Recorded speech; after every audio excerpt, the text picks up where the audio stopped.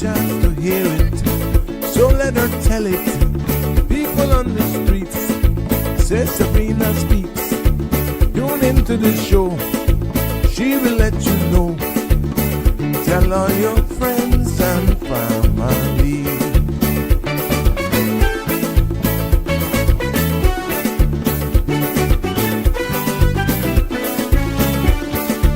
Real talk is no joke. You get the news straight up from grassroots and concerns. You can hear with some people gone. So tell all your friends to tune in to Good evening, Cayman. I'm Sabrina Turner, and welcome to Sabrina Speaks, your daily dose of clarity, truth, and community insights. Every weekday from 5 to 6:30 p.m., we're tackling the issues that affect you. From national headlines to grassroots concerns. Whether you're in traffic or winding down your day, this is your chance to hear it straight and speak your truth. So buckle up, Cayman. We're not holding back. This is the show. We gotta let you know. Now we got to go.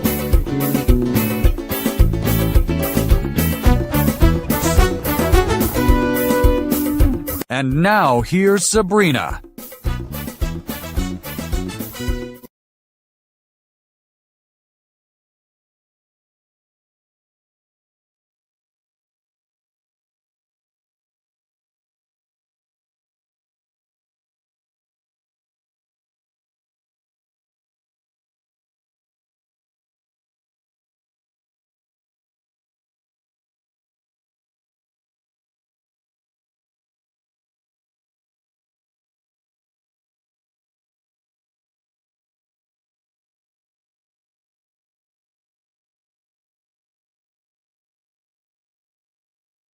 Yes, there we go. We got the volume on. Yes, we got it. We got it. Good evening, everyone. Welcome, one and all, to our friends and family near and far. It is good to be back with you here this evening for another episode of Sabrina Speaks, Voices of the Islands, Conversations for the World, the podcast where voices rise, stories unfold, and inspiration takes center stage. I am your host, Sabrina, and it's good to be back with you here this evening. Yeah, I see you. Connie Bunny. Football got you late, huh? Whether you call it football or you call it soccer, you know what? It is in the air. And oh my gosh, I don't know who snuck out from work or who was watching it on their smart devices, but yeah, that was a pretty good opening game. Yeah, man. And if that is what we're going to expect for this World Cup, then boy, put in your vacation request from now. Don't call in sick. Don't, you brute. Don't worry, that's me too, but I got here a little earlier than you. So when you don't see me, my love, answer you immediately. You know your girl is on the hustle. But yeah, everything, all the devices, everything, we're going, and I'm trying to do all I got to do, and you can't move and you're listening. Oh my goodness. Yeah, I don't mind it, to be honest with you. Football is sweet. I hear you. Yeah, I'm quite sure everybody got taken off, got sidetracked this afternoon, earlier on today with the match and getting into the World Cup fever for sure. And the opening, I must say, the opening was good, very entertaining. And yeah, I really must say, but I got a little wrap up because it is that season. I'll do that little wrap up to give you all the highlights, or well, pretty much a synopsis, little update for those of you who may be not so fortunate to steal and take a look on your smart devices or in your phone or go into a conference room, but you know, to watch it. So what I've done is that I have made myself a promise. In after the business market roundup, I'll give you a synopsis of the latest based on when we're live. Yeah. So I'll do a little roundup on the results for today and what's coming up. But yes, it's good to be back with you on this Thursday as we ease on in. This is the eve going into a long weekend. Don't know who is excited, but I am, and definitely I'll be somewhere just taking in some games and just hanging with family and friends. 345-936-8255 is the number to call in live and join in on the conversation. You're always free to send me a WhatsApp as well, as long as it's not too long. I understand why some of you actually do lengthy WhatsApp. Totally, I get it. But if it's really too long, I'm not going to be able to really accommodate all of those, especially based on the subject matter. Short, concise, better. Outside that, I encourage you to weigh in on the conversation. Just call in live, 345-936-8255. So I'm not ignoring you. It's just that it all depends on exactly how long those statements are on WhatsApp that'll whether or not I would be able to entertain them live right here on this space. But please, please, please make sure that you like, share, follow the page. So, and with your friends, so you don't miss an episode. Oh no, we don't want you to do that. And it's easy for you to find us as well. We're seeing where some of you are having some challenges. Thanks, Sandra, for telling you how to find us on the platform. It really makes a world of a difference when you got to get an idea of how things run here. But please remember, the views expressed by callers, guests, and online commenters are their own and not those of Bridge Media Limited, its affiliates, the Sabrina Speaks Show, or the host. Nope, this program is for general information only and not a substitute for legal, medical, financial, or professional advice. Now, all participants are reminded to speak responsibly and respectfully. Any content that is defamatory, discriminatory, unlawful, or harmful is strictly prohibited and will not be endorsed or tolerated. By continuing to stream us, listener participation implies acceptance to this disclaimer. Well, yeah, like I said, it's good to be back with you this Thursday evening. And we'll just get straight into it because, some of you love, and again, thank you for the continued feedback that I'm getting. I must say, I'm loving it. I'm loving it very, very much. And not all the time, the topics here will be so hard hitting. It's relevant. I try to look at the season. Friday is Free Flow Friday, unless we have a guest that's preferred that day. But Free Flow Fridays, it will be. So please don't just take that it's all going to be loom and gloom. But for the feedback so far that I've received, based on the past 48 hours, I must say I'm happy for the feedback that I've gotten. And it shows that you're getting it, you're understanding, and you're not taking it personal, but you get a better understanding. And that's how we all learn here in this space. So again, from the bottom of my heart, this side, thank you so much for your feedback. Let's go straight into the weather forecast for this evening and into tomorrow. Compliments of our friends over there at the Cayman Islands National Weather Service. Yes, because for this evening, the synopsis is calling for moderate southeasterly winds and seas that are expected to continue across the Cayman area for the next couple of days. Now, available moisture present in the mid and upper levels of the atmosphere will support the presence of cloudy skies. Satellite imagery shows numerous multi-layered clouds that are drifting across the Northwest Caribbean. With that, the forecast for tonight is calling for cloudy skies with a 20% chance of showers. Temperatures will fall to the low 80s. Winds will be southeast 10 to 15 knots. Now, seas will be moderate with wave heights of 3 to 5 feet. Tomorrow's forecast is calling for partly cloudy skies with a 30% chance of isolated showers. Temperatures will rise to the upper 80s and winds will be southeast 10 to 15 knots. Seas will be moderate with wave heights of 3 to 5 feet. There will be a high tide this evening at 7:35, a low tide at 1:40 a.m. in the morning tomorrow, and another high at 6:30 a.m. Sun will set this evening at 7:02, and sun will rise tomorrow morning at 5:48. Now, the outlook is calling for an increase in showers that is expected for Saturday as a tropical wave drifts across the Northwest Caribbean. So even though we're heading into a long weekend, and I know a number of you got plans to actually probably go out on a boat, hook up with some friends. You're just going to find a nice little watering hole to just chill out and watch the soccer, the football game, whatever you're going to label it, whatever you choose to do. We just going to keep you up to date with everything that's happening with the weather. And we hope that you appreciate all that we are doing there for you. Welcome, welcome, one and all. I see you, Harry. How you doing this fine Thursday? How's the weather over there? Whatever it is, keep it. Let's take a look at what's making the news here on Sabrina Speaks for this Thursday afternoon, starting with local news. The Cayman Islands government has released a summary of the cabinet's meeting held on Wednesday, June 3rd. At that session, the cabinet approved supplementary funding for the Cabinet Office, which will be reported to Parliament under the Public Management and Finance Act. Cabinet also reviewed and noted the Portfolio of Legal Affairs 2025 annual report, authorizing it to be tabled at the next sitting of Parliament.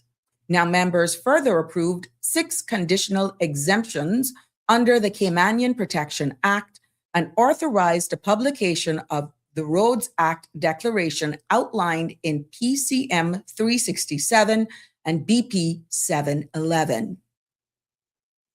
In response to concerns raised during recent community meetings held by the Royal Cayman Islands Police Service, Sister Islands officers have stepped up targeted traffic enforcement across Cayman Brac and Little Cayman.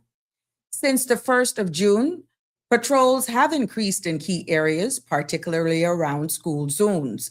Officers have issued 15 traffic tickets, including 6 for speeding and 9 for offenses such as failing to wear a seatbelt, illegal tint, and operating an unlicensed vehicle.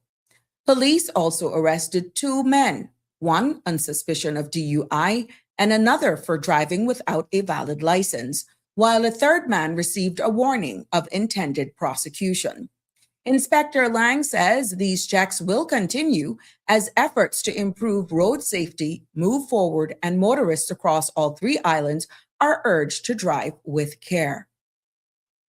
The Ministry of Health and Environment and Sustainability, together with Public Health Department, says it continues to monitor ongoing whooping cough activity in the Cayman Islands.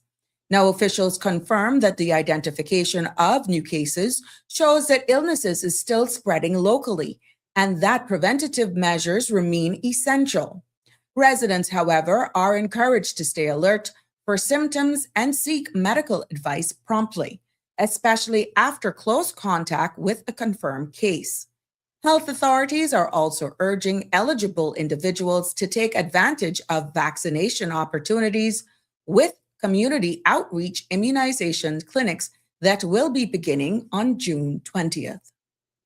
And in other local news this evening, the Minister of Education, Honorable Ralston Anklin, has completed his tour of all government schools across Grand Cayman and Cayman Brac, wrapping up with a visit to the Cayman Islands Further Education Center. The minister, joined by senior leaders from the Ministry and Department of Education Services, toured classrooms to facilities and met with student leaders, teachers, and the school's senior leadership team.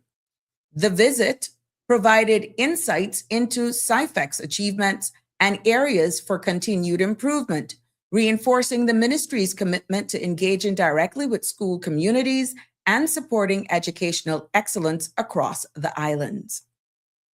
The Mosquito Research and Control Unit is carrying out extensive control operations across Grand Cayman following the season's first major mosquito emergence. Official says this annual surge typically coincides with the start of the rains, but this year's increase was driven by tidal flooding in coastal wetlands combined with recent rainfall. MRCU teams are now intensifying treatments to reduce adult mosquito numbers and limit further spread. Residents may notice increased activity as operations continue across the islands. The Wellness Center has announced the promotion of Felicia McField to clinical manager. Since joining the organization in 2017, she has played a key role in advancing clinical standards, client care, and multidisciplinary services. Director Dr. Shannon Seymour says that the promotion reflects Felicia's outstanding commitment to clinical excellence and her significant contributions to the community. As Cayman's only registered play therapist, she brings extensive experience across mental health settings, using evidence-based approaches to support children, families, and adults. Now, the center is congratulating her on this well-deserved achievement. And congratulations to you as well from all of us.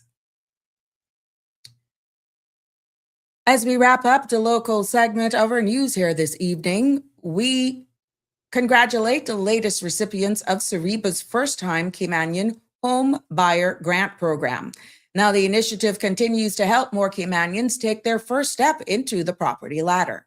And recipients are wished every success as they begin their home ownership journey. Let's turn our attention this evening over to regional headlines. The government of Bermuda has marked a major milestone in the digital future with landing of Google's new subsea cable systems. Now, Premier David Burt says that the investment strengthened Bermuda's position in the global digital economy, enhancing connectivity, resilience, and the island's role as a trusted digital hub. Officials noted that the new Nuvem and Solo systems will support innovation, attract investment, and create future-focused jobs. Now, Home Affairs Minister Alexia Lightburn says reliable connectivity is now essential infrastructure, bringing global opportunities closer to Bermudans. Now, the achievement reflects growing confidence in Bermuda as a secure, well-regulated center for digital connectivity. The Human Resource Management Association of Barbados says employers are finding it increasingly difficult to attract and retain staff as workers place greater emphasis on workplace culture, flexibility, and opportunities for career development. The association warns that traditional recruitment methods are no longer enough to meet today's expectations. Human resources leader says organizations will need to adapt, modernize their practices, and create environments that support growth and well-being if they want to remain competitive in the Barbadian labor market. Deputy Governor David D. Archer Jr. is representing the Virgin Islands at the Overseas Territories Deputy Governors and Head of Public Service Summit, now on the way in Bermuda. Now, the gathering, which runs from June 9th to 14th, brings together senior public service leaders to discuss governance, leadership, and public sector transformation across the territories. At a welcome event last evening, Deputy Governor Archer Jr. joined counterparts from Bermuda, the Turks and Caicos Islands, and the Cayman Islands, including Cayman's Deputy Governor, Honorable France Manderson, and newly appointed Deputy Governor, Gloria McFeel-Nixon, along with senior officials supporting the delegation. Turn our attention to the U.S., yes, because the Pentagon has returned to normal operations after a shelter-in-place was issued earlier today when air quality sensors detected a potential hazardous materials issue. Hazmat teams from the Pentagon Force, Pentagon agencies, and Arlington Fire and EMS swept affected areas, but subsequent testing confirmed no hazard exists. Officials say that the precautionary lockdown was lifted once the all-clear was given, and no dangerous substances were found. Now, the Department of Defense thanks first responders for their swift response as the building resumed full operations. There you have it. As you see where things here are heating up, definitely, we see where it continues to just build and grow, and we're definitely not short of news here for you in the studio. No, not one bit. Just give me a minute. Let me grab some more images here for you. I hope that your Thursday is going fine. This is when you run your own production. You just got to do what you got to do to make it flow. But I thank you for joining me this evening as we continue here with our news segment right here on the Sabrina Speaks platform. and we will be bringing you more news from around the region and international as well as we wrap up this segment here, going into giving you the highlights of today's football, soccer, whatever the heck you call it. Yes, we're going to give you all the latest of that. And for those of you who were fortunate enough, there we go, fortunate enough to watch it live, I hope that you weren't disappointed and that you were excited, because you actually witnessed history in the making here today. Oh, yes, you did. Let's continue as we wrap up this section here of the news segment this evening on the Sabrina Speaks. We see where Amazon founder, yes, Jeff Bezos, is pushing back against predictions that artificial intelligence will lead to widespread job losses. Speaking this week, he argued that AI will instead help user in what he called multiple golden ages, suggesting the technology will expand opportunities rather than eliminate them. Now, Bezos' comments come amid ongoing global debate about long-term impact of AI on employment, productivity, and economic growth. The King spent the day in Grimsby meeting local leaders, organizations, and businesses working to shape the town's future and expand opportunities for the community. At Horizon Youth Zone, His Majesty met young people and learned about after-school programs designed to build confidence and social skills. Now, he later visited the Care Hub, which provides community support and housing services, before heading to Bundell Park, home of Grimsby Town Football Club. Now there, the King met members of Our Future Collective, a national charity helping residents drive citizen-led change across the town. The Financial Times is reporting that SpaceX has raised $75 billion in a record-breaking initial public offering, instantly placing Elon Musk's company among the largest in the United States. Now, the rocket, satellite, and AI group priced 555.6 million shares at $135 each, reflecting massive investor demand. Now, analyst says that the IPO marks one of the most significant market debuts in recent years, underscoring SpaceX's expanding influence across space technology and communications. In our business market roundup today, we see where global markets close higher today, with the U.S. indices posting strong gains, and the Dow Jones finished sharply up, while the S&P 500 and NASDAQ also advanced on renewed investor confidence and a rebound on tech stocks. In Europe, the FTSE 100 and other major indices ended the day mostly higher. Regionally, Caribbean markets saw light trading activity with no major movements reported at the time of us going live. Now that wraps it up, but it's time to get your feel and see what we are feeling in the result of today's opening game. Yes, what I'm talking about, the 2026 FIFA World Cup opened today, with Mexico defeating South Africa 2-0 in Mexico City. Juan Quinones and Raul Jimenez score in a match that was also saw a historic 3 red cards. The second Group A match, South Korea versus Chechnya, kicks off later this evening as opening day action continues across North America. Now, please note that this year's competition is the largest ever, and it's featuring 48 teams across the United States, Mexico, and Canada. But guess what?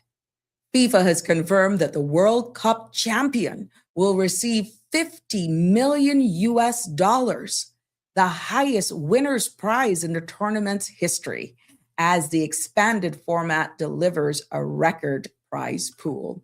There you have it for all of my football, for all of my soccer fans, for all of you who've taken vacation, for all of you who may be flying off to take in it. Kudos to you. And I hope that you be safe and that you are enjoying this series, this season. Yes, however you decide to celebrate it. Let me just send huge birthday greetings out to my dear friend in the BRAC. Yes, Miss Liz. Miss Liz is celebrating her birthday today. Happy birthday, Miss Liz. Wishing you many, many more birthdays, my love. And I'm hoping that you're having a blast and that you're just going to have a whale of a time. From all of us here on the Sabrina Speaks family, we definitely want to send you well wishes. Yeah, definitely. Happy birthday. And to all of you others who are celebrating birthdays, our same goes out to you. And anniversary, you may be celebrating life. You know what? You're remembered. Yes, from all of us here on the Sabrina Speaks family, we want to, share that with you and let you know that you're remembered, and we are wishing you all the best on your special day here today. I want to make sure I grab some of these images here for you for the next segment, of course, because I see where we're definitely heating it up here with community announcements for sure. Yeah. And I want to take this opportunity to not forget and acknowledge those who are mourning the loss of a loved one. We know that a number amongst us in our communities are mourning the loss of a loved one, and we want to let you know that our thoughts and prayers are with you. And just in case you weren't aware, the family of the late Kenneth Elroy Barnes Christian, is announcing his passing on Saturday, the 23rd of May. And left to mourn in his passing is his spouse, Miss Evelyn Barnes, his children, Elroy's, Shirley Ann, Darlene, Suzette, and Faith and Debbie, his sisters, Julie, Kathleen, and Judith, and brothers, Joseph, Texford, and Ricky.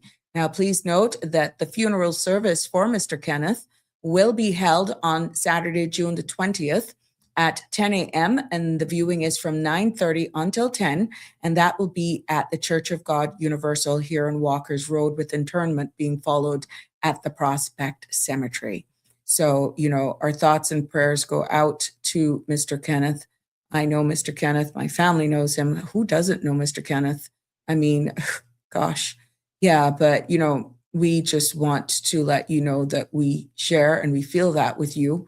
And our thoughts and prayers are with you all. And also Mr. Owen Henry, a dear friend of mine. Oof, I've gotten some double licks. But his funeral service will be held this Saturday.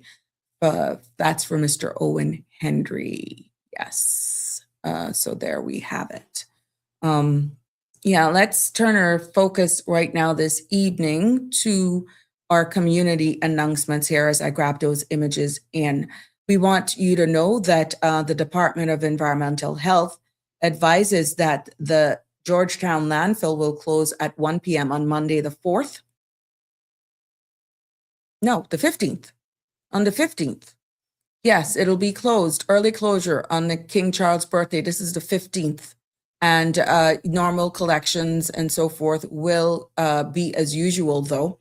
So we just want people to know of this. And if you have any further details, you can call 949-6696 or email dehcustomerservice@gov.ky for more information.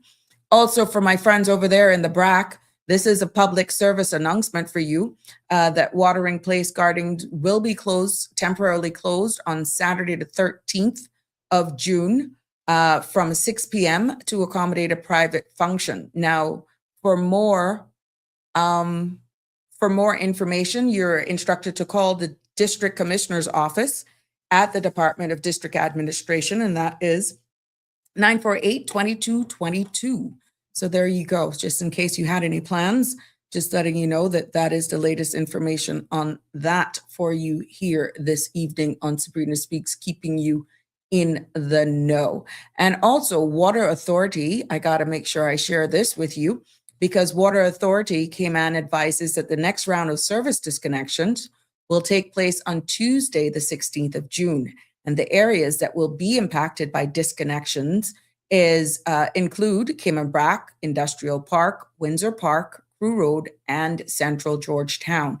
Now, please, customers, you are encouraged to settle outstanding bills to avoid any interruption in your service. So there you have it there.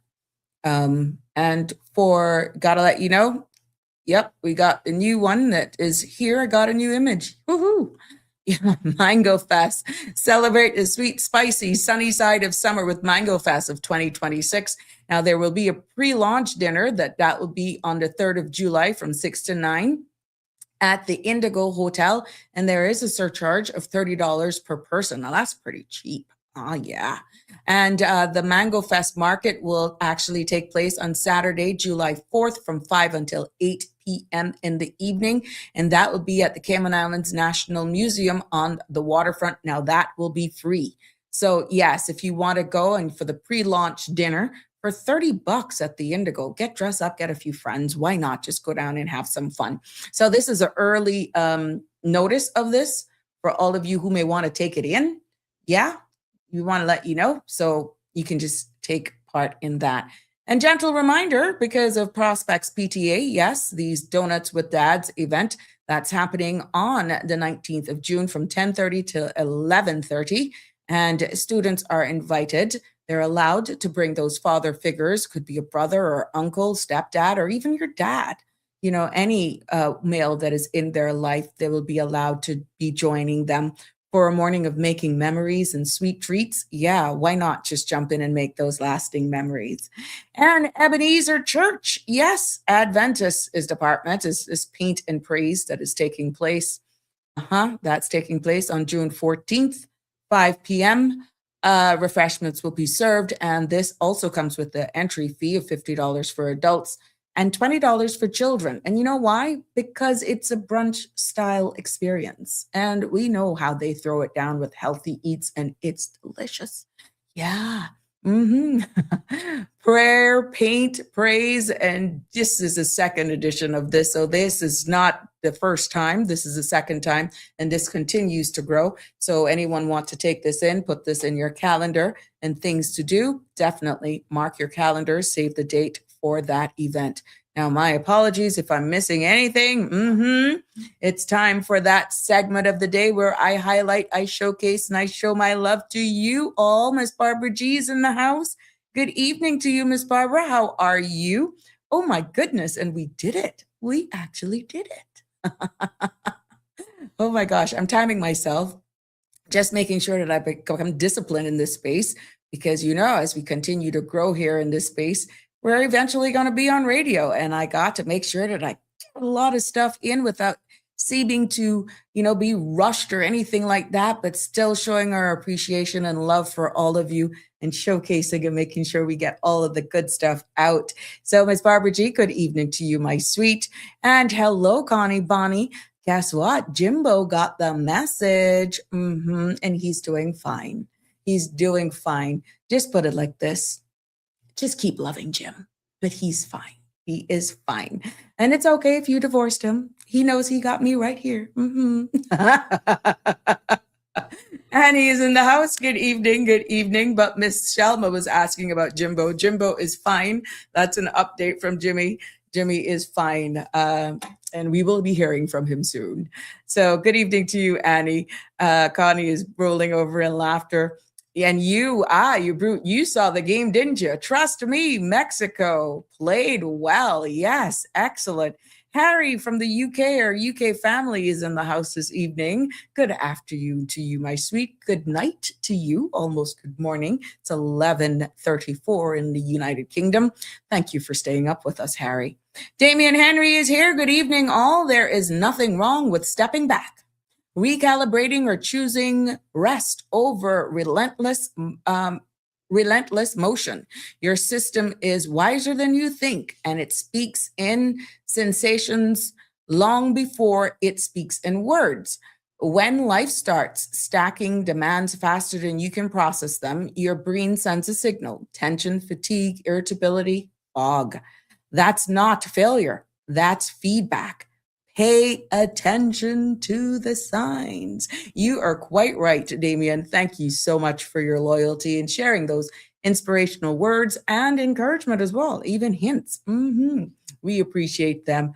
We appreciate you. And all of you who are joining us and all of you who are loyal fans, followers, and show up every time we go live, and even those who show up after the live ends. We appreciate you because I get your feedback. Harry is saying the cutest thing that I've ever seen every 4 years is the NFL Super Bowl versus World Cup final viewer competition, and the Super Bowl always get absolutely smashed. That speaks volumes, Harry. It just shows Caribbean spirit. Yeah, but it is quite interesting. So there's just something different. There's something different about, for this. The mood, the build up, all of the entertainment.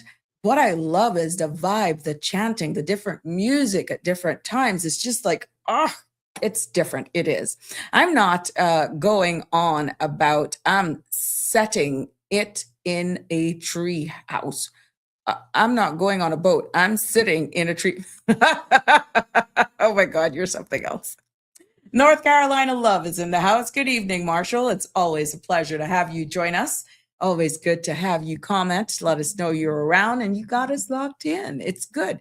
Andrew is here as well, and blessed Thursday to you as well. Hope you're on the mend and continue to improve with your laryngitis or whatever the heck that was you bleaming on the Saharan dust. Good evening to you as well, Alfred Real. Darlene is also here. Blessings to you. And go on King Charles. Oh, yes, you're picking up that section of the news. Yes, Plain and Straight is also joining us. Plain and Straight, good evening to you. He's saying to Cayman and to myself, much, much appreciated. Yeah, Connie, you're laughing. After you divorced a man, you pack him up and you sent him off. You packed him up and you sent him off. And now you have the audacity to ask of his well-being. Well, at least he took my message. You got the nerve about your good evening, Jim. It's all love, though. It's all love. Not everyone will understand the relationship, Connie. It's our little secret, right? Oh, my goodness. Connie still, even despite her, you pack the man up, you pack him up. Despite her being consumed in all of the football fan and love, she was still able to present us with a number of images for today's Flower of the Day segment. Yes, she is showing us in bloom, or content creator in bloom is what I got her, and Donnie called. Yes, these are beautiful orchids that she's sharing with us on this fine Thursday. Thank you so much. I know they must be loving the rain. And thank you for just being so with it. And you definitely gives me content every day. We appreciate that. And look at how it's just blooming, literally blooming and creating its own segment. We even got images out of North Carolina, and I'm hoping that we'll get more soon to come. Big up to Miss Dawn as well. Dawn from Green Valley Nursery. And the long weekend is coming up, but you don't have to have a long weekend to visit Green Valley Nursery. You can pop in, and Dawn, she has excellent selections, beautiful pots as well, I'm understanding. So yeah, for all of you persons who may be looking for a particular piece to put weather in your yard, a particular section, maybe it's that time of the year, you want to spruce up a particular section of your yard, don't forget to check Green Valley Nursery out. She may just be the solution or an inspiration for that special space.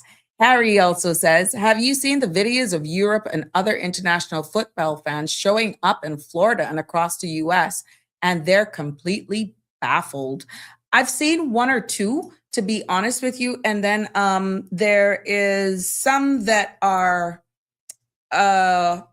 being refused entry, like last minute. So it's a mix of videos or images that I'm getting. But I am seeing countries or videos out of other countries who are having huge watch parties. And the feeling there with these watch parties is just amazing. You would never know that they're not on site, but there's just something that is just different when you take these games in person. Having followed basketball myself and have attended a few games, it's amazing. The energy is just totally different, but you can create that either with some friends in your backyard as well, or some countries where they were either not going, they can create that same ambiance and that feel as well, right? You can turn it into what you want. I know a couple friends that are having a few watch parties, so get those grills going and some barbecue ribs, whatever it is. Maybe you're the chip and dip type of thing with some good old corned beef and tuna for sandwiches. We put the little Caribbean twist on it. Maybe you may have some jerk chicken pieces on skewers and stuff. I don't know. I'm just giving you ideas for hosting. Anything grilling, I love. And it is the season despite the weather. Little ucky forecasted for this weekend. These are ideas. So yeah, as we celebrate and wear and represent your team or teams, unless you're like North Carolina Love Marshall. So he's going to cheer for the winning team at the end. He's not going to, he's not going to be in your face telling you who he is for sure. Is there a whooping cough outbreak in Cayman? It continues to spread, but to call it outright outbreak, the numbers are stabilizing, but it's still being transmitted. So there has been a caution, just trying to get by. Yes. So there is still an alert out, and that's why I covered it in the into the news segment. So yes, it's blooming season. Connie is sharing with us. Harry is sharing at the organized signing and knits and just about everything. It's so funny where their tiny pea-sized brains can't comprehend the idea. Oh my goodness. Would you be nice? Just be nice, Harry. Harry. Good evening, Aliano. How are you? You're late, but you're still on time, my sweet. We love to have you here, even if you're late. We'll blame it on the football and you're just trying to either you're recovering from the result or you're celebrating or you're just all in the season, or maybe you were out giving tours, being a true ambassador in the industry that we're in. Whatever it was, we're glad that you're here. Yes. I will be nice to everyone except, oh my goodness. Oh Lord. They're not all the same. I'm quite sure they will say the same about the United Kingdom. You are something else. Anyhow, for those just tuning in, good evening. Welcome to this episode of Sabrina Speaks as we're getting ready to ease on into the weekend. Yes, preparing for the long weekend. The football fever is in the air as the FIFA 2026 kick off today. And for those of you who are under a rock, Mexico won that match 2-0. Yes, no football for you? Guess what? You're going to get in the spirit and the feeling anyhow. So yeah, we're just going to be covering it in here. But yeah, we're going to be talking anyhow about something, for some people, you're like, oh my gosh, we're just having all this light movement and you have to go here. But it's real. It's real. We're talking about exhaustion, not just tired. What I'm talking about is not just sleepy, but emotionally, mentally, even spiritually drained. And some of the things that you may think it is probably changes in your body, or you'd be surprised based on what could be feeling that, and you just have to just function. And that's what I discovered in preparing for today's episode, because tomorrow is Free Flow Friday and we're going to take whatever you guys throw at us. So even if Alfred wants to come and talk about dusters, or we want to just go straight ham on football, soccer, whatever, we can go there. It is Free Flow Friday. But, people are functioning, but barely. That's the truth. They're smiling, but it's thin. People are working, they're showing up, they're producing, but the joy is gone. And that's just a reality. And we see there's no different here in Cayman. I know that we're very reserved. That's proven. We are a very reserved people, and we don't even really, you can see it based on certain participations. And this is a broad brush. We're not as vocal as other jurisdictions. We see it even in the comments and all that sort of stuff. We don't always comment. That's fine. We don't always speak up. Sometimes out of fear, sometimes out of pride, sometimes because we don't want to start anything. So today, I'm bringing those voices to you, some of them. And of course, 345-936-8255. Feel free to WhatsApp me any questions or concerns or comments that maybe relate some of your stories. You know, I got a few that I can relate to and share back with you without identifying the individuals, and I thank them. But, you know, from even the Caribbean, from overseas, people are feeling this, and they're all pretty much saying the same thing. Oh my gosh, I'm tired. So let's talk about it. Let's talk about it because we're in the middle of June. We're in the middle, and it's now confirmed just before, as a matter of fact, as I was coming here in the studio to get started, I saw where the weather forecasters confirmed. Remember, they said that we were preparing for an El Nino, which means the hottest ever the water temperatures have ever been. They say maybe going back to how much years. I'll cover that a little bit more, only because I heard it on my way coming in the studio. And that is now confirmed. The El Nino is in effect. It's no longer forecasted. It's no longer a prediction. It has been confirmed. And what that means is that in this part of the world where we are, is that we may get fewer hurricanes, but it doesn't eliminate us at all.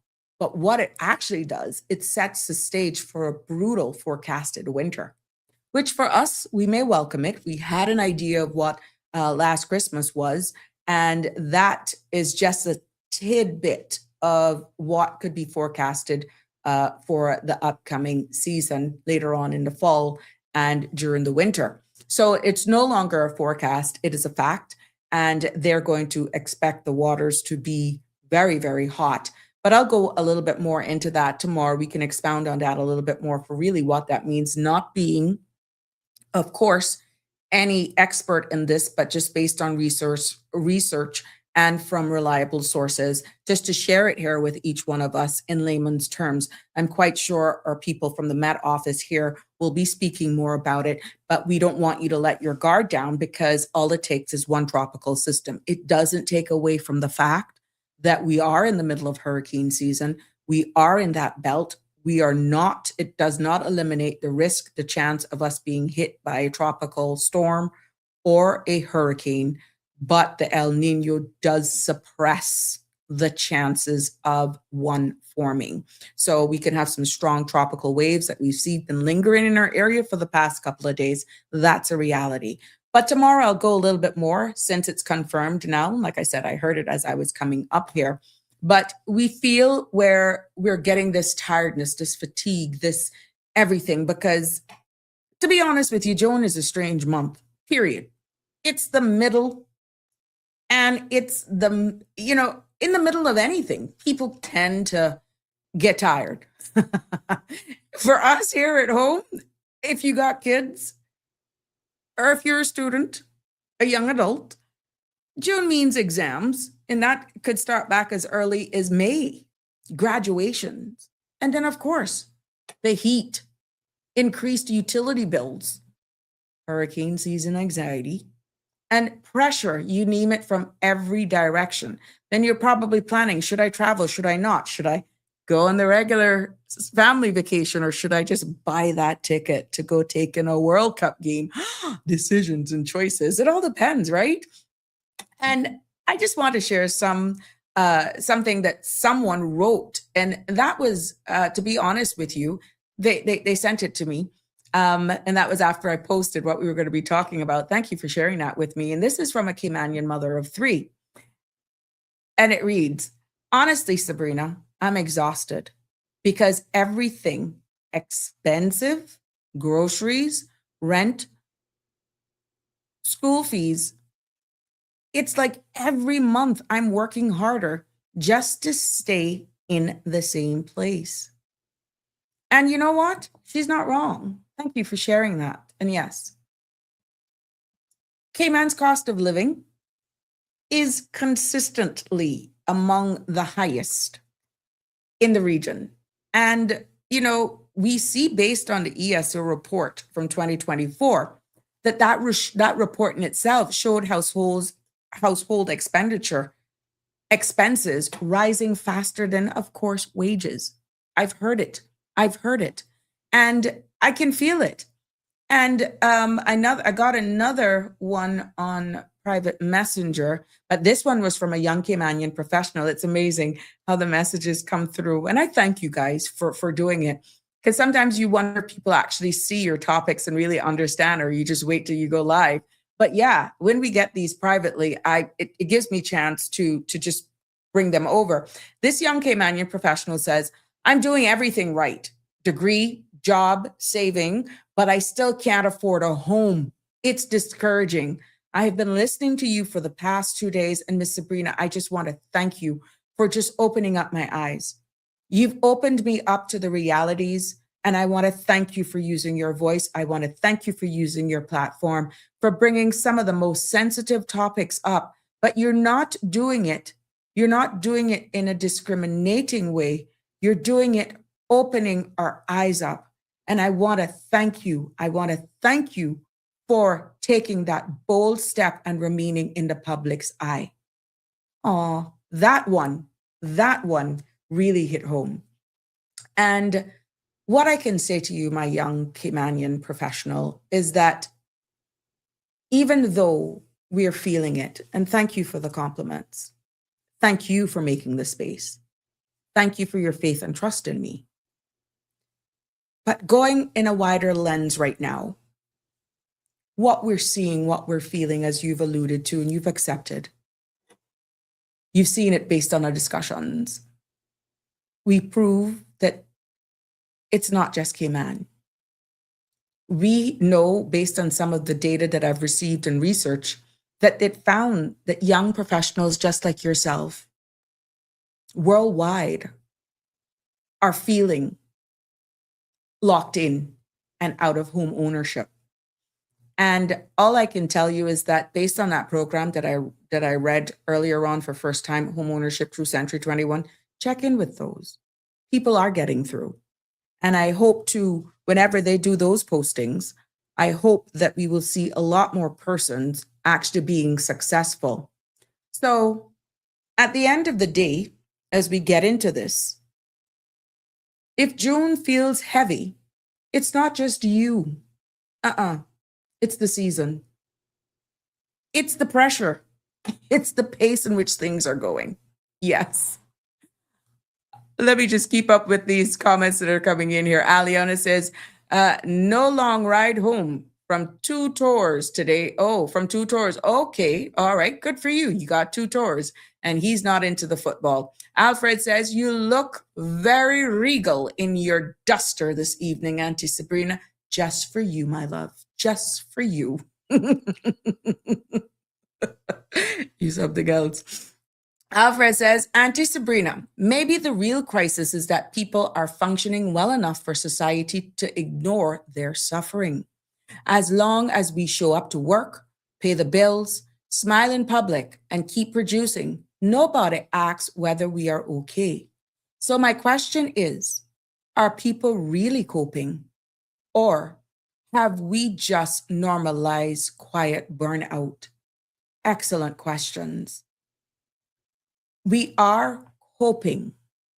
Really is a matter of survivability, because we're seeing where it's not in isolation, Alfred. And I'll keep it up there in case people want to read it for themselves. You have no other choice, especially based on your circumstance. If you have children, you have no other choice. You adjust your personal issues, finances, way of living, and all that sort of stuff in order till you can do better or navigate the realities of what we're facing. The funny thing is that many a times when people say, hey, how you doing? It's almost like it's automatic.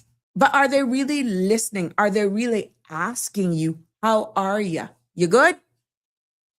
They're looking for a response, but really, what does it really matter? Some are genuine though. But I think we have to learn how to even be able to read the responses based on the setting, knowing the individual. Is it just pleasantries, respect. You know how we are here in the Caribbean. When you compare us and, let's say, the great Harry's best friends, the US, it's totally different when it comes to manners, courtesy, that sort of stuff. You know, but really coping is the really part of it is a matter of survival. Because ain't no sailboat coming for anyone. Because everyone at some point in time in their personal lives right now are stretched. And everybody is coping or experiencing something. It doesn't have to be at the forefront, but there's just something with human beings that we are resilient beings.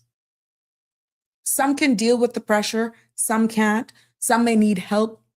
Some may need have coping mechanisms. Hopefully it's not to substances. Some may have a friend. We're not asking you to give us the decisions. We're not asking you to solve our problems. We're not asking you for money.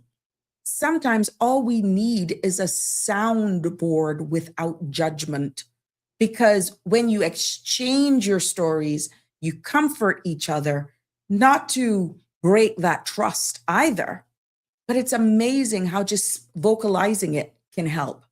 But I think based on what I'm seeing and how I'm presenting in the subjects here, everybody is navigating something and we're all coping and surviving. So really, I think we can kind of replace that as a matter of one's survival.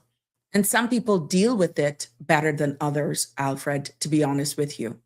Good evening, Denver. Welcome to the show. Always good to have you. And he's saying, good evening. Just wanted to tune in and say my comment yesterday about your show being long was not about the length of time No, I picked up on that. You know how sometimes you just say, oh my God, today was a long day. No, I get it. No, Denver, I picked it up. I didn't take it the wrong way. But to be honest with you, I felt that we covered a lot of ground yesterday. And I'm happy for it. So it wasn't just me. As a matter of fact, when your comment came through, I was somewhat thinking the same thing. I said, oh my God, I'm going to go over today. Oh my gosh, yeah. But then I was able to really get a lot out, even though we did that episode in 2 parts as a continuation. So no, by any means, my love. But thank you for clarifying. I didn't take it the other way. But thank you as much. And I hope Lisa as well understood exactly. It's the power of texting that we appreciate her openness. I understand the emotion as well with some of these subjects that we bring up here. And she clarified, I'm only speaking my mind. Yeah, we invite it. We love it. Because if this is a way to do exactly what I'm explaining, to just get it off, for us to be a soundboard, I can assure you, let me tell you this, a lot of stuff that has been exchanged here has been noted by agencies and individuals without putting down pressure. They appreciate it. And there are subtle changes being made. There are suggestions, there are ideas that have come out of you speaking your mind based on the topics, based on the discussions, based on even some of the suggestions that a lot of you have posted here. So we're not going to continue to grow, elevate, see change together nationally if we remain silent. So yes, I appreciate it. I love it. But thank you for the clarification, nevertheless, Denver. And sometimes I really wish we could stretch it out. And maybe we may end up going into there at some point in time. But there's nothing stopping me from extending. I just don't want to lose anyone. And I know how you all are not subscribing or used to following certain pages. We see where the viewership the can fall off because you're either streaming us from one platform or the other, and I would have to log off. But so I try to keep it within the 2-hour frame that we're allotted here. And of course, making sure that we cover all of your comments and your feedback, because that is what makes this space. So keep them coming in. And like I said, 345-936-8255 is the number to call us should you want to join us live, or you send us a WhatsApp there as well. Keith is with us. Good evening, Keith. How are you today? People can't even save money to go away for a vacation. Keith, you hit the nail on the head, my love. I have heard that comment a lot more recently than ever before. And some people, well, there was a combination of things though. They're financially strapped, they're seeing it, but also the geopolitical climate as well. They're not feeling as safe. And then with everything, a lot of us, unless you are a person who is not originally from here, this is the longest time. Let's say the teachers go away and they go back to their home country, or their family may come here. But a lot of them look forward to going off island to come back. And even those persons are actually finding it a struggle because of inflation. So you may not have done anything different, but because of inflation and the cost of everything just continuing to go up in your needs, you still have to go and buy your basic supplies from the supermarket. You still have to eat. You still have to pay your utilities and your for I almost said petrol, gas for your car. These things we've seen it. We've seen it. They covered it in the news yesterday. So yes, you are quite right. Some people may have lost a job. Some people's income may have been impacted for a number of reasons that this summer may not look the same for them as it may have looked last year, or maybe even a couple of years back. And that in itself can play a mental toll. What really hits home is when the children are accustomed to a certain lifestyle and so forth, that they don't see that happening. And I'm not one for keeping the truth away from my children when they were growing up. You just can't afford it. You just can't afford it. I remember going into the supermarket and saying, look, you're allowed to get one item in the supermarket. And I do that before we get out of the car. And it is told before we left home. And I'm blessed that I've never had those temper tantrums in the store. Never, ever. That's local or overseas. I never had to go through that. So yeah, things, Keith, is looking bad. I know some of us stay. Some of us do the staycations, and even that may be looking like a far reach this year. So we'll keep our eye on it, and I'm hoping that people will trust me enough to share some of their personal stories if they so choose. I would not identify them, of course, with what plans they're making for, if any at all. Have they made any adjustments for this summer? And what has changed for them over the years? Are they still at the same pace and rate and expectations as they did 5 years ago? Has things changed post-COVID? Has things changed, let's say, over the past 4 years, over the past 3 years? What has been the significant change when it comes to summer vacation, for them? Yeah, maybe because the children are grown now and they're empty nesters, or they more prepared to stay home because their kids are overseas for college or university, and those kids are looking to come home and they're looking to give them that good old oxtail or a good old rundown, some cassava cake. And that's how they're going to be making it. But I guess each household is different, Keith, but we just have to do the necessary adjustments in order to survive. It is that word, survive, comes up yet again. Just trying is saying, I'd encourage people to leave Cayman and move to America if they can. Bring their high skill sets and make America great. Housing is substantially cheaper, and you get remote jobs here to boot them. Oh, really? Some people look at that. It all depends. It'll be interesting because remember now, here in the Cayman Islands, we don't pay taxes. We're tax-free, but it's very expensive.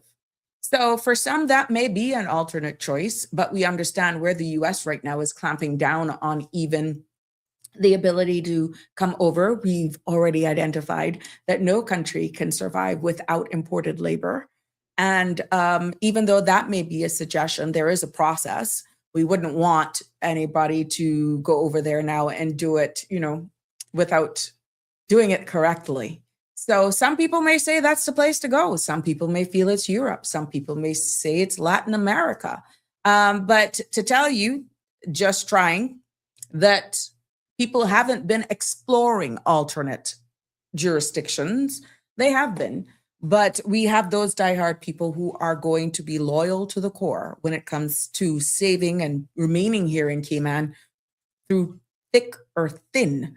They will stay here and they will fight to keep it and make Cayman better and be very vocal, holding our leaders more accountable. Because it's one thing when you can stand up and defend and have a voice in your own country versus moving to another person's country where you may not necessarily understand a culture and almost your input, your voice is totally diminished. So to each his own, but thank you for that suggestion nevertheless.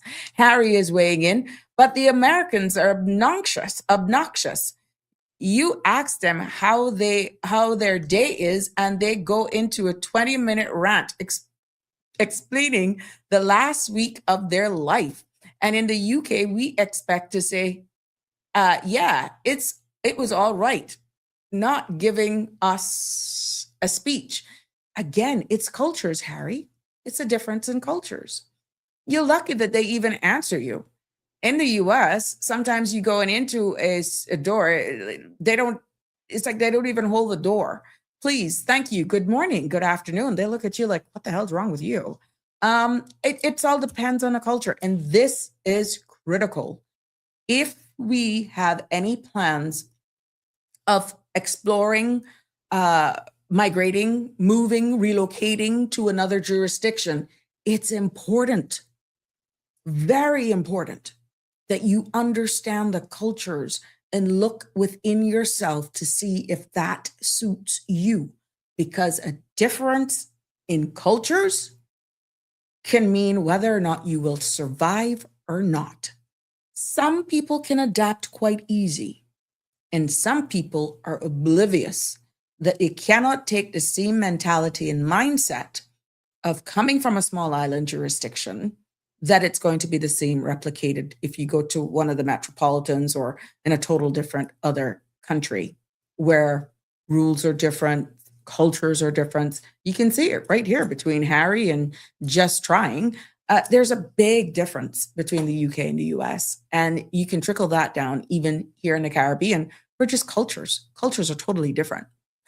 Andrew saying adjusting to the situation is mentally affecting people. We can't change what's happening. We just need to try and adjust financially. I know it's easier said than done, especially families with children. Things not getting easier. And sometimes I could be very honest with you, Andrew. I love when my viewers, followers, subscribers, commenters actually make statements like this, because it's coming from a member of our society who's living it, who's being open, who's being real. And yes, the first part of your statement is adjusting to the situation is mentally affecting people. I stop right there. You know why? Because it's becoming a reality. Our numbers state that us here in the Cayman Islands have the highest quality and rate of living. Anything diminishing from what is a standard highest lifestyle one can get, even from those of us who are in the lowest income bracket, the standard of living in the Cayman Islands really surpasses many other jurisdictions, not even only regionally, but in the world. And anything, be it natural or geopolitical, or just realities of balancing the national budget, where it used to be a free-for-all, easier accessible, you have to tighten up the bootstraps, different things, anything in adjusting what may actually be, in some cases, look as though our quality of life is being diluted. Yes, your first sentence is correct, is mentally affecting people. And this is why the past 2 episodes was delivered in a way in which it was delivered. And I know it was emotive. It was thought provoking. But you're right. But the quicker we accept that we're not in isolation, that this is happening and people are having to make the necessary adjustments, and that is worldwide, I think the less of an impact it will have on one's mental well-being. The quicker we understand, the quicker we share, the quicker we highlight and do comparison of what's happening here, what's happening there, bringing it home to the realities of what we're feeling here, it kind of makes the reality acceptance a little less impactful or damaging. So yes, you are quite right. And the more we speak about it, is the better it is. Because there is a cost for being strong. And it goes back to what Alfred Reel was saying. Yes, there is a cost about being strong because there is a pressure to being strong, especially here in the Caribbean. Because we've grown up hearing, don't complain, be grateful. Other people have had it worse. You're strong, you can handle it. Oh man, look at what you've endured. But strength in itself, my friends, has a cost. And, we just have to just be here for one another and be realistic. Make decisions that are sustainable and that is relevant to what's happening, and try to have vision, try to have foresight. Don't wait for everything to be in an emergency or a panic in order to try and adjust your sails. Based on the topics and subjects that we've been having here, and of course, coupled with your feedback, we have been sounding this whistle now for pretty much going into a year. And we're seeing where more and more things are becoming a reality. Some are being very successful. Some are being pulled back. Some have been rocked to their core. Some have had disappointments in their life, a trajectory in their life that they've had to change course that have caused one or two setbacks. That's okay. Where there's life, there's hope. But let me tell you something, being strong has a price. Denver says, our people are financially strapped because of inflation. It's just kicking in now. Give it 6 to 9 months. Didn't we say this, Denver? And again, thank you for your comment. Thank you for your contribution. Remember when the United States was having all of this big boom and everything was just through the roof? And we said eventually there's a trickle-down effect, and the Cayman Islands, this region, does not and will not feel it immediately, but eventually we would. There were actually articles that saying the impacts of this to small island jurisdictions will be felt when? In the summer, July to August. So in reality, it's not proving wrong. What have you been doing to prepare for the reality? Yeah, so you're quite right. We've been sounding this alarm, and articles were coming out from about as early as February, March. As a matter of fact, I would say from January. And they said we will not feel the impacts of inflation because it's a domino effect. It's like throwing a pebble in the water and you see the ripples. Eventually, it will catch up with us. And what was forecasted for the true impacts and more possibly to come, because it comes in waves, would be beginning to feel it in the summer.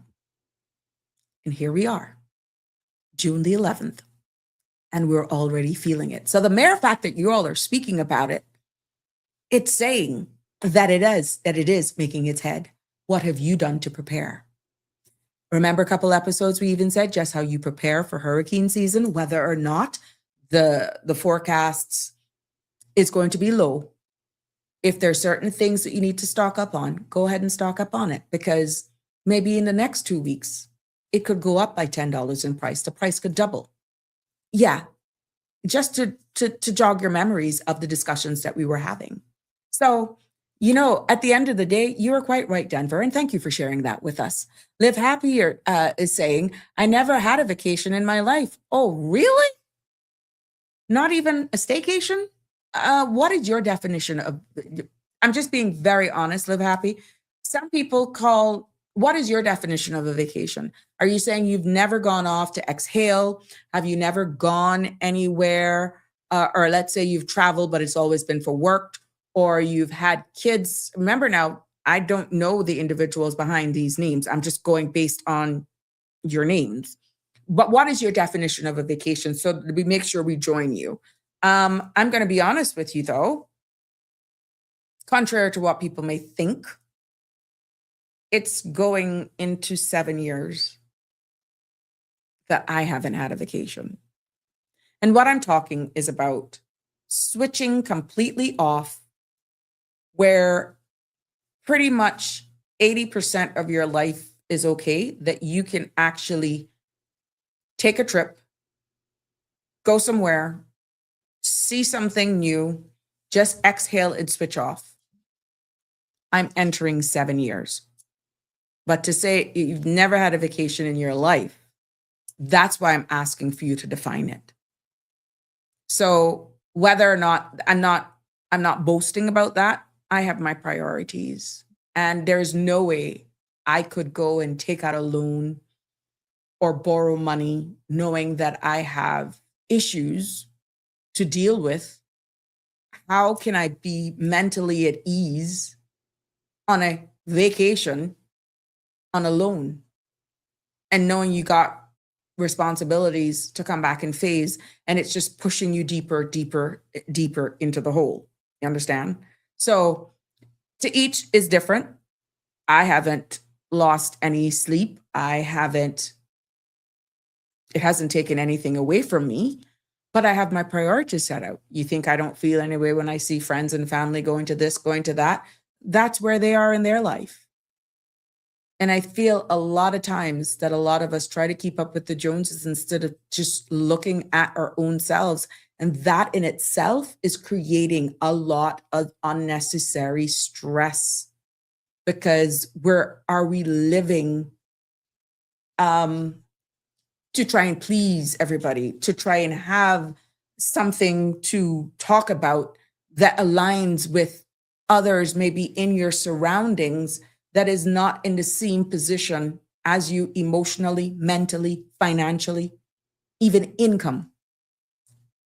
And that takes a lot of discipline. It takes a lot of maturity to not feel any way about not being able or wanting or feeling that you have to keep up with the Joneses, as we'll label it as. So yeah, live happy. It'll be interesting to know what you define as a vacation, just so that I can understand what you mean by that. Harry is saying, and standing in line is like they've never comprehend the point of a line. The line is sacred. Scared people, the line is sacred. People, you queue in it. Yeah. You know what is another thing too, Harry? I noticed that you guys are big on returning the carts. Shopping carts. Yeah, I watch it. And there was something I saw on YouTube. And it is, I tend to, either based on where I've parked, if someone doesn't take my cart from me when I do go to the supermarket, if they don't take it from me, because it's probably somebody that I know, I tend to try and push the cart back into where the carts are actually stacked, or like in between the parking blocks. So it makes it, I'm not blocking an open space that I'll be moving from. And it's easier access, because here in the Cayman Islands, a lot of our supermarkets have staff hired to go and collect the carts. That's creating a job in some people's cases, saying for somebody to get a job. So yeah, that's interesting that you say that. Harry is saying, and standing, I've already read that one. Harry saying, I have a feeling, is this a UK thing? Because it seems that a lot of people are shocked about, seriously, the line is taking. So it might just be us, but if it is the rest, no, I gotta be honest with you. It irks me when I go and I line up. Perfect place. Oh, Harry, you're not going to understand this one because you've never been here. Going to Uncle Clem's. Anybody here with me? Who goes to Uncle Clem's? You're standing there in line, patiently waiting for your turn. And out comes somebody who just shouts and goes up or cut the line or try to be smart to somebody that's 3 persons ahead of you. And they eventually find themselves in the front of you and they get their beats and stuff. Oh my God, that bubbles me. That just boils me. It's as though they're barbaric. But that is something for me, I think. I hate it when people cut the lines. But for those of you who can relate to that, the place that comes to mind that it bugs me the most, to the point that I rarely go there. And if my family members are going, I will drop them and they'll say, Sabrina, you need anything? And if I need anything like meats, I'll say, get me this, get me that. Me? No, because my blood pressure just go up, because I just can't understand for the life of me why you would think that that's okay. It's very disrespectful that you come into a place, people are orderly and in a line, and you just feel that you're to the top of your voice and you're bullying through. Oh my God, I hate that. I hate that. And yeah, we see it on the roads as well. So yeah, Harry, I don't think it's just. It all depends on your culture. And it speaks a lot about the individual as well, to be honest. Denver says, we have hung our hat higher than people can reach. Wise warning from the old folks. Don't hang your hat higher than you can reach. But reality hits at Denver. Some people can lose their job. Some people could have illness. Some people could have just life. The what's happening around that. Let's say a business closed down or there was restructuring, and they just find themselves in a dip in a spot. I mean, reality hits. So, not to tell you that there is not truth in what you're saying, but a lot of times situations can give you a really rock to your core. And some people, it's just a reset. It's a default. You go back to hit default, and where there's life, there's hope, and you start back over from scratch, sometimes coming out even better, brighter, and stronger. So but it takes a lot of discipline, maturity, and priorities, setting your priorities straight. Barbara G is weighing in. 3/4 of the people in the United States are living on credit cards. And think about it. You never, ever own your home because you're going to be paying taxes for life. That's a fact, Miss Barbara. And that is why, they're living on a false economy. Everywhere you're going, you can get a credit card. You go in to pay your cash and they're like, no, we don't need it. That's okay. You can get a credit card today. Just give me, and in addition to that, you get an additional 15 to 20% off. Yeah, and you go home with a $500 credit card. So you go in and your bill was possibly, based on the stores, maybe $100, maybe $75, and you come out with your goods, and let's round it off to $100 and $400 in credit. Yeah, because instantaneously you get approved if you're a U.S. citizen. So you're quite right, Ms. Barb. Thank you for that contribution. Andrew weighs in and he is commenting saying, we need to let go of pride and ego and look out for each other. That's how the old Cayman Islands survived when men went to sea. Start preparing for the reality by planting, storing items for the harsh time ahead. Yeah. But Andrew, a lot of people are changing from that narrative now. I'm not telling you that it still doesn't exist, but it's more isolated to your immediate family if you have that type of structure, because many families are fragmented. Many families, as well as not as everybody's going through something, but it's almost like everybody paddling their own canoe.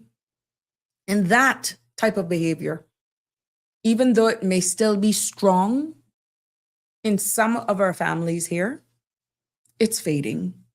And it's like everybody for themselves. And it's not because there's discontent. They don't have each other's back. It's just that everybody got to try to take care of their own home first. But spinning it a little bit, we can be stronger when we come together. a lot of that has to be retaught, because when things were going good, this happened. And now that we're seeing what you're describing, it almost has to be taught back to get back what we had. So it's interesting when you look at it from a wider lens. Hey, Tartarian, how you doing? With today's technology, we don't need to go anywhere. People tend to forget vacation is for rest, not to go away and come back tired. You're quite right. You know how much people I know go away and they said, oh, Christ, I need a vacation from that vacation. You're quite right, Tartarian. Guilty as charged. Guilty as charged. That is, even when my boys were younger, you go away. Yeah, there'll be 1-2 days that you'd get it down. But between the traveling, the coming back, the unpacking and all this sort of stuff, oh my goodness, you're tired. It's really like you need a day or two to recoup. And God forbid if you're coming to from a different time zone, we know it can take your body a little while to adjust. So OMG. Live Happy is tuning in and joining in on the comments and saying, to go on a trip, stay in a hotel and tour like it. Oh, really? Never. Oh my goodness. Oh, Live Happy. Let me tell you, you gotta try. I don't know what your circumstances is. You don't even have to go far, but you gotta do it at least once. Try your best. I don't know.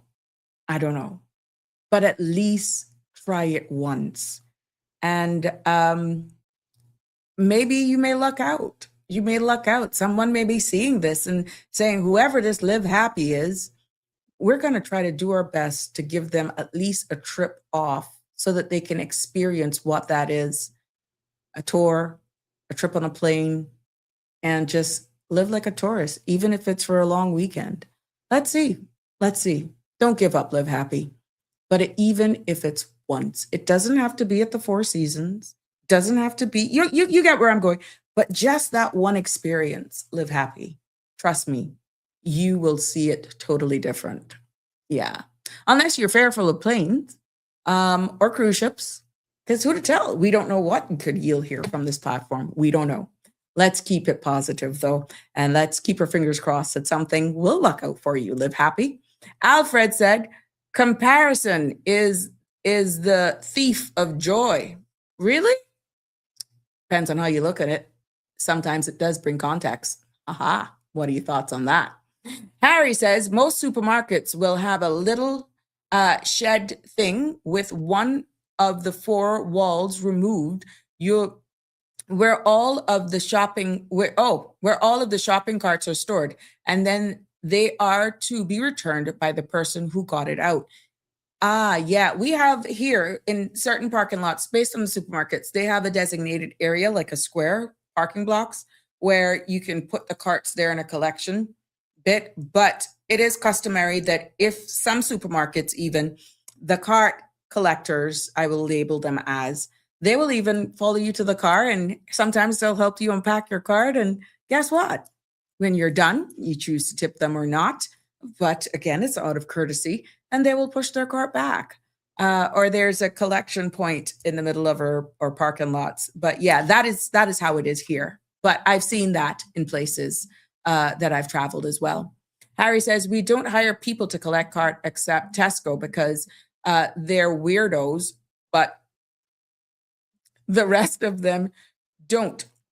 It is a sort of expected thing, but to get a shopping cart, you have to put a pound coin in the cart. Really? Oh my God, make them try that here. Oof. Tell you cultures, boy. Cultures. OMG. Well, thank you for shedding that. That's a little weird. You see what I tell you? You see what I tell you about understanding other countries? Alfred Real says, I would watch to see if the cashier puts the pram to the back of the line. Oh, okay. I get where you're coming in. Okay. The pram at the back of the line. And if they don't, I'm putting my basket down right there in the middle of the store and walk out. They lost my business. Alfred, you've never been to Uncle Clem's. Obviously, you've not been. They don't care. It's a culture. you actually try to display that you just don't like it, you're going to end up being the problem, not the one that's causing the problem. Alfred, you need to experience that. Trust me. Now, not all the time you go in there, and this is by no means bringing down Uncle Clem's. Oh, no. You can't blame the supermarket. You can't. You have to blame the behaviors of some of its patrons. Yes. So at the end of the day, it's like, it doesn't make sense. And nowadays, with the ignorance of people, yeah, you choose your battles. You either want the product and you put up with the behavior that is more than likely you're going to probably experience, or you just don't go. And that's sad. It's sad. So not everybody, you can highlight it to them. So you choose your battles. It's that simple. Marshall is saying, not sure why some people would want to keep up with the Joneses, even them are shopping at Dollar Tree. Amen. You know how much people afraid to say that they shop at the Dollar Tree? You know how much people even scared to say that they go and shop at the Red Cross or the thrift stores? I ain't she. Plenty of these tops I wear, I got from those the place in Marico Center, Marquee. I know it's not America, Cannon Place. Oh boy, I proud as a peacock up in there. Oh yeah, get good bargains too. Oh yeah. Harry says, and people care more about that pound in the cart. Oh my goodness. If Connie is saying disgusting. Oh, Connie can relate. Me, she says, I cussed him out. Go wait your turn. Oh my goodness. See, somebody can relate. Let me tell you something. My blood pressure goes up and I just, so your girl, avoid it and she don't go. She don't go. Yeah. And it seemed to be busy pretty much all the time now, to be honest with you, unless you go during the week, early morning, that sort of stuff, but don't even think about the weekends or like that Saturday afternoon. Sunday morning, it's mayhem. But yeah, so you choose, I just adjust the times that if I have to go, I choose wisely when I actually go there because I just don't like it. I hate it. Andrew is saying that credit card pushes people to get things that they want and not need, end up in worse debt. You're quite right. Again, and it takes discipline. It takes some serious discipline because it's easy to get in debt, very, very easy. Try getting out of it if you don't adjust and change your habits. Miss Barbara is saying, I went to Canada last month, was supposed to go there for 2 weeks due to the weather and a disappointing hotel. I cut my trip short, booked a flight home after 1 week. Oh, wow. You can see you not actually wasting no time. I can see a lot of us taking that stance, Miss Barbara. We're used to what we're used to. It is what it is. And that can ruin an entire trip. Oh my gosh. Just Trying is saying, Caymans get implicity taxes through fees. And imported goods. Cayman does have taxes. They just call it fees instead, just like the sticker on the car. You're quite right. Some people actually say, Just Trying. Some people said that they wish they could see exactly what it is because the indirect tax is even worse. Because at least you see what you're paying, but we're not going there with that conversation, which contributes to the higher cost of living. You're quite right, because it's hidden. It's hidden. Harry is saying we need laws about this stuff, death penalty offenses. Oh Lord, yeah. I see that's making its way again around in the region as well, where people are advocating for the death penalty. And I think it was hangings, like the gallows, Harry. I heard, I've been seeing 1-2 stories about that. So it's making its presence again. It's making its head, it seems like. Tartarian is saying, when you put the pound in the cart, it's to release it. And then you return the cart, you get your pound back. Oh, and you don't return it, then you don't get your pound back. I get you now. Here we go. Yeah. Is that just a UK thing? Well, you learn something new every day. However, top tip, if you ever find a key that you don't know what it's used for, That's for the trolley. Oh, really? Okay. Interesting. Boy, I tell you, you're sharing the secrets with us today. Ah, but we're just thankful here, I guess, based on our cost of living, if they ever think about doing that. I do know though, Harry, that we don't have to pay for the carts, but our supermarkets, one particular supermarket has sensors on their cart wheels, because they used to take them off of the lot and they used to push them down the road, take them home. You could find carts all over the place. And what they had to resort to is putting sensors on their wheels. So certain distance away from the supermarket, the wheels just freeze up and you can't take them beyond a certain distance. So yeah, and that in itself, I know that they hired people, this particular supermarket hired persons to drive literally around town and to pick up carts. Yeah. So yeah, you know what? I could do wear and tear on the tires and all that sort of stuff. And some carts were never returned.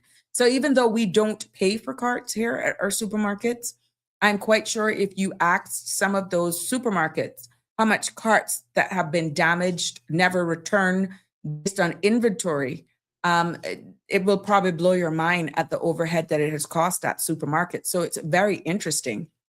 While I was reading the comments here, I had another one that came in.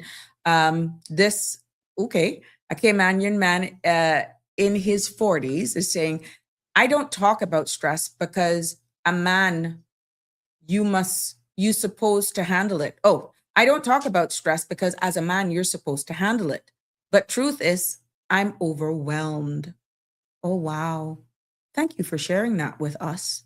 And we're finding that more and more where our males are actually struggling much more than our females, because as you rightfully said, you're supposed to handle it. But being a man doesn't make you less of a human, because you have emotions, you have feelings, and not going into that topic again, but you're going through changes yourself. But I know that there was something I had pulled up here in regards to a research. And I think I remember this when I was doing the changes that people go through.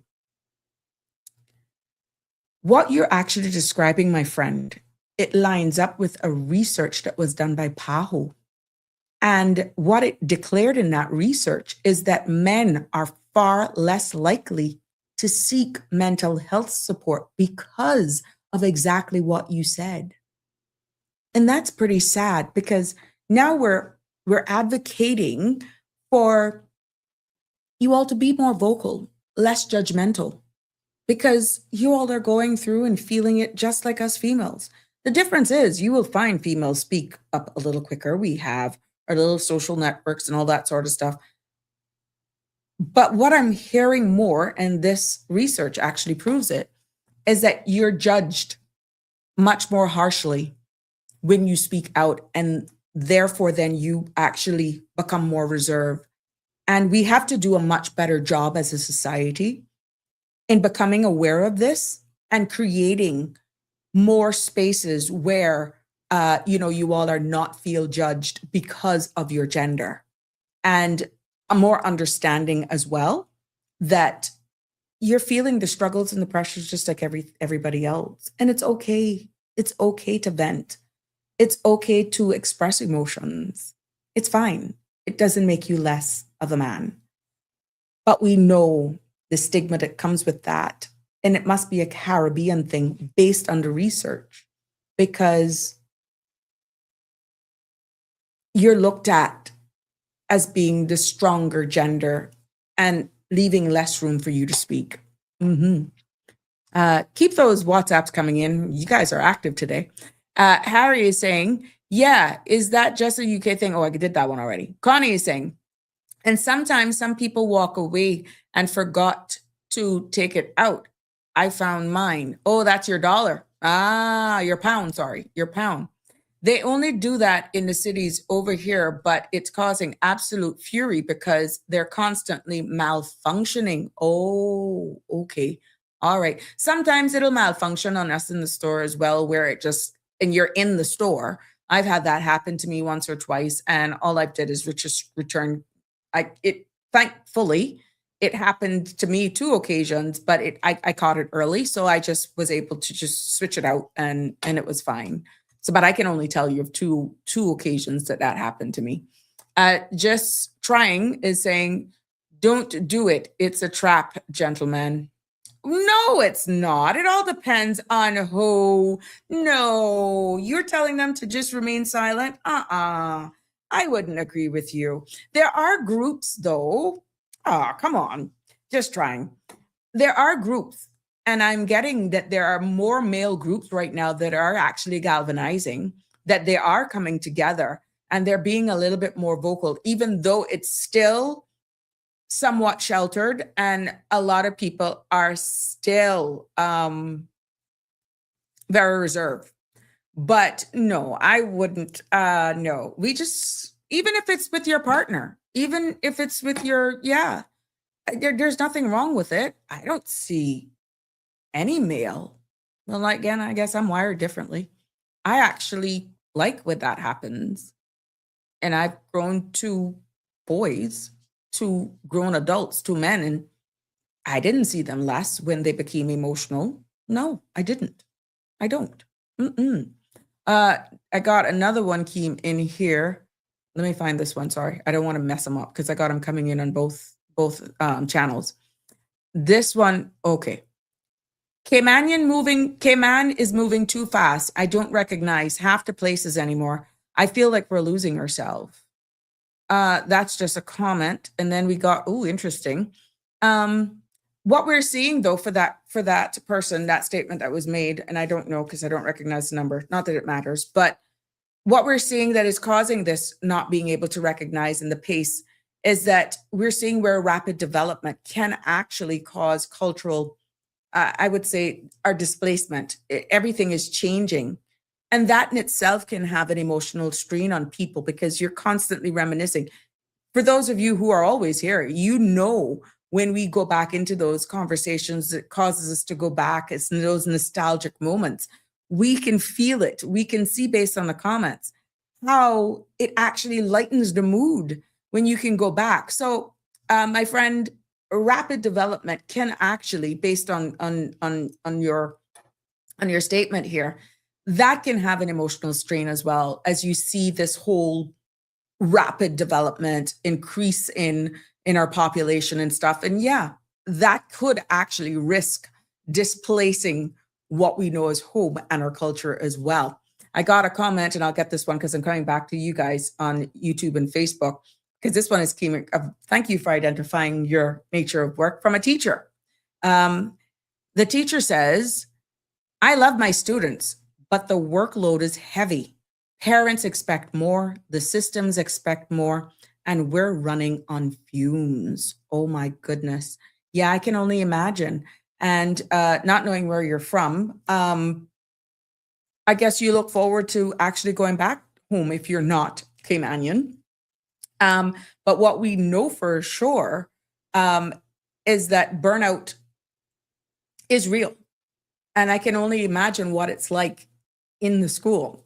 I don't know what the life of a teacher is like, but I can only imagine based on, remember during lockdown and people had to teach their children, there was home school learning that you had to do everything on your computers. You had parents like just totally rolling out the red carpet for teachers, and they were saying that about their kids. So I can totally relate that the burnout is something. And if I'm not mistaken as well, let me just ask my little friend here. There we go. I can tell you this much, that there is a report globally. This goes back to 2024 from the OECD. Let me drag it here. OECD 2024 says globally teacher burnout is rising. Yeah. So, but silence is dangerous. And they're cautioning that when you actually are going through all of this stuff, there's no way the energies that you're actually, for teachers, that actually can spill over into the aura that you're actually projecting to your students. Weird, isn't it? Yeah, that is from an OECD 2024 from a global perspective that says teacher burnout is rising. They actually confirmed that. So we're on to something here. Thank you for sharing that with us. Another thing on WhatsApp. Okay. Oh, interesting. Want to know the life of a teacher? Yeah, I would love to really hear more. But the person is correct. Parents are expecting teachers to take on more parental roles. I didn't drag this one over. I've had to put out strong boundaries. You've had to put strong boundaries in place. Here, that's another one commenting on WhatsApp about putting boundaries in the life of a teacher. So you know what, it'll be good for me to maybe that's what we will do. You guys are on 6 weeks, and maybe I can do a segment, of course protecting one's identity, to get a real life of what it's like for being a teacher. So maybe I could get one or two of you, I don't know, who's willing to share, and it can remain anonymous. But yeah, thank you for sharing that so you can see it's real. And thank you for your comments. We appreciate it. Barbara G weighs in and says, if anyone is going through stress and overload, please reach out before it's too late. It takes a very strong man to admit that they need help. And these are real. I mean, these are real people that are coming in, and I thank them for being so candid and for sharing with us. And I will probably very much take up that offer to hear what the life is of a teacher. So that we can share that here, and probably we'll do an episode of that for you in the coming weeks for sure. Connie did a correction there and said many, or you're highlighting the word many. Denver is saying making a value judgment. Now, this happens when you apply your own morals or preferences to someone else, labeling their actions or lifestyle as good, bad, right, or wrong. And Denver further says, many people have been criticized, gone to prison when they're not guilty. Again, you hit the nail on the head in many cases as well. So, oh my gosh, thank you for your contribution, Denver. Harry says, gotta go. Bye. Have a good morning. Thank you, Harry. Looking forward for you on Free Flow Friday tomorrow. Please have a good morning, late night here. And thank you for sticking and staying with us as usual. We do appreciate you, Harry. Keep safe. Just Trying is saying Cayman's economy is completely dependent on migrant work. How can we say we have a nation? Because at the end of the day, everyone has their role to play. And we're still a nation, no matter how much Indigenous people we have. At the end of the day, we still take on that characteristic. And what we are actually fighting here is to preserve our culture, who we are, the fabric of who we are as a people. And we're seeing that constantly eroding because of the pace of development, because of the supply, the service environment. We offer service. We are a service-based economy. And we're just not having enough of our locals able to fill every role. Just Trying. So no matter what, we still got to call it as it is. It is what it is. So we have built a model where we're a service base, and because of the base and the space and the environment that we have created, it's a delicate balance. And if you listened to the past 2 episodes, and I invite you to go and look at the channel, you would understand where that's coming from, because I shared stats. I think you were here yesterday. So it kind of gives you an idea of exactly what we're referring to. And we're not going to take that away. We're proud people. We will stand up. You will have those who will fight tooth and nail to preserve what we have. And they're not going anywhere. We're not going anywhere. We will stand. Things will have to get really bad for them to even think that they're going to relocate to somewhere else, for the same reason. This is where we're from, and we have to fight. We have to stand firm, even if we are a minority in our own country. Everyone just can't throw in the towel. And if that is the decision, then we're done. what are we leaving for our grandchildren and our children and our great grandchildren? Yeah. So Alfred is saying, okay, hold on. Sabrina, I think part of the problem is that people often don't take men's issues seriously until those issues become dangerous, destructive, or impossible to ignore. A man can be depressed, lonely, financially overwhelmed, emotionally exhausted, or quietly falling apart, and society will still expect him to perform, provide, stay quiet, and man up. Thank you for sharing that. And you're quite right. And again, it goes back to the PAHO results, where that is very high of a behavior in the Caribbean. And it's a culture, but that don't mean that it's right. So what do we do then in order to change? But let me continue to read your comments, Alfred Real. Then when he breaks down, lashes out, disappears emotionally, or makes a terrible decision, everybody asked, what happened? But the signs were there. We tell men to open up, but a lot of men know from experience that when they do, they're judged, mocked, dismissed, or seen as weak. So they suffer quietly. And the tragedy is society often mistakes a silent man for a strong man. Damien, I can get to you. This is not about saying women don't struggle. They absolutely do. But we should be mature enough to discuss men's pain without turning it into a competition. Everybody is running on empty, but men are often taught to run on empty in silence. Thank you for sharing that with us, which will go back into what I'm saying, that we got to break that. We got to break that. And if that is a culture, if that is a norm, we got to stomp it out. But that is going to take a collective decision from everyone. And society is going to have to play a role in that. I know, like I said, that there are groups, organizations that are sponsored, if I'm not mistaken, partially government sponsored as well. Let's see if I can find the name of the group. But I remember attending one where men suffer in silence, and it was predominantly men. And it was amazing at the overwhelming support of the men that showed up at that event. And the statistics that was shared was mind-blowing. And I was just happy. This is about 2 or 3 years ago. I was just happy that I could see here in the Cayman Islands that we had seen where a group was actually coming together, creating these safe spaces for men, that they're dealt with dignity, not seen less, not judged. But for everything, Alfred Real, that you have shared there, it's going to be a national effort, and it's going to be a shift in our behavior and our culture that's going to make the difference. But bottom line, we're going to have to get the men to subscribe to it as well.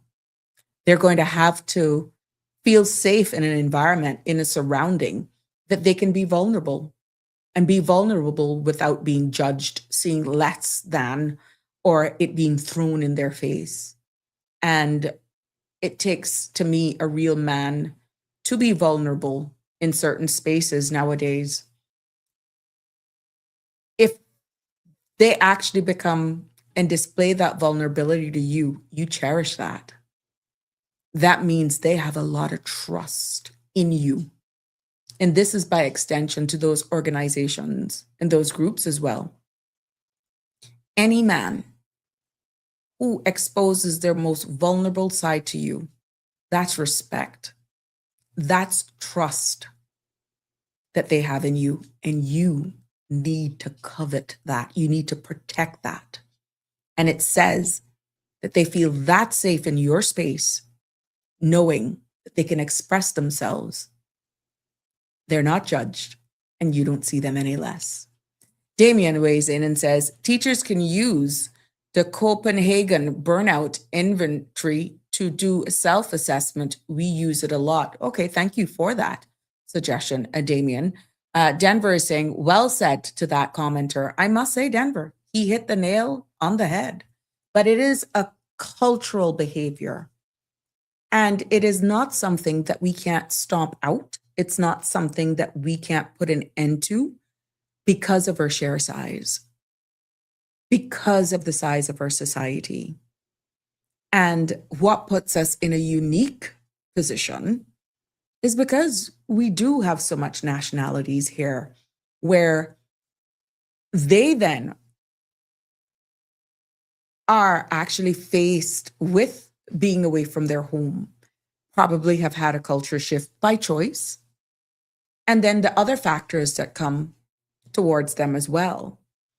And yeah, I think we're onto something here, guys. And I'm hoping that whatever these organizations are, that they will continue to garner and get the support from the male, from the community, and that we are destigmatizing a man showing their vulnerability, and we create that atmosphere, we create that space that is welcoming and embracing of our male counterparts, not being ashamed of being human, not being ashamed of saying, I'm hurting, not being ashamed of saying, look, I've had enough. I just need a break. I need just a hug. Yeah, that's fine. That's fine. It doesn't make them less of a man, because at the end of the day, they're human, just like you and I. And just like us females, andropause, they go through their own change in hormones that may impact the balance as well, just like us females. So yeah, I think we just need to continue to have level of discussions and conversations like this. Of course, your participation, your feedback is key in making this a success, and taking it layer by layer, creating safe spaces, creating a community in an environment that first is identifying, hey, we got to change this, embracing, accepting with dignity, and not seeing you as less. Just Trying says, just remember, gentlemen, anything you say can and will be used against you. I am not going to entertain that. Just put a positive spin. So we're going to put you in a corner of negativity, but there is hope. Tartarian says, men need a house for his family. That's the biggest headache that can cause most of the stress. But yeah, and sometimes it takes two heads together, and just be realistic. Maybe it's not the time for the house. Maybe we can only afford a townhouse.